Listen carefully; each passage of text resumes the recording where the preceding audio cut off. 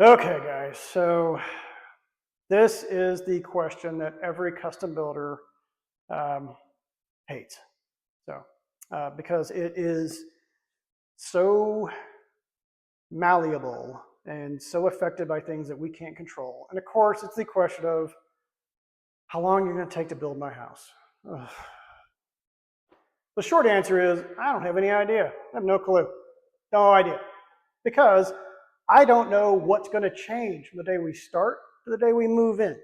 I don't know what you're going to choose. I don't know what kind of order situations we're going to have, although thank God since COVID ended, and God help us, there's not another COVID, knock wood, there's not another one, and our lead times are stay consistent, then that's not as bad as it was a few years ago. Things have thankfully gotten a little bit better. So the best thing I can tell you, the thing that you can actually really kind of count on is from the day we start talking until the day we move you into the house, if you're about 3,200, 3,500 square feet living space or less, if you figure a year from the time we start putting pencil to paper and the time we move in, that's going to be about right. That's the time it takes us to build your plans up, get all those things done, get the bank stuff done, get the prep work done, get the slab poured, all those kinds of things.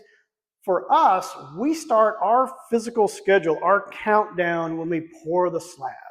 The reason we do that is because before that, weather can just kill us. If it rains a lot before we get a slab poured, it really slows us down. I know it makes perfect sense. If you think about it, you understand. So I'm not telling you something that you don't intellectually understand. But once we dig a hole to put the foundation in, if it rains and we have a swimming pool, it's got to dry. We got to wait for the thing to dry out. We got to wait for all those things to get dry enough to where we can put steel in, plumbing in, electrical in, and then pour a slab. Now, once we get that slab poured, once we have a big piece of concrete out there to work on, the weather doesn't affect us nearly as much. If we're not dried in and it rains, we might lose that day, maybe the next day, but then we're back working again. So once we get a slab poured, internally, we start the clock at slab pour, and then we move forward from that.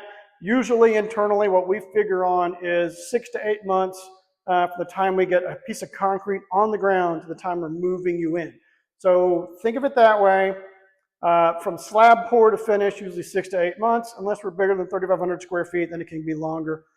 From start of designing plans to finish, 12 months. Assuming it's pretty smooth the whole way through.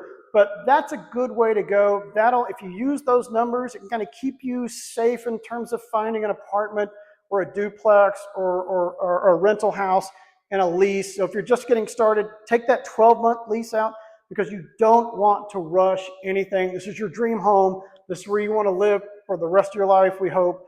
So take the time on the front end especially to make sure you do it right. Figure on a year when you start that lease. Let us get started. Let's design your house. Let's get you moved in 12 months, get you in your dream home, get you where you want to be. But that's a pretty good way to think about it in terms of time and a way to get some planning ahead of time so you know what to expect.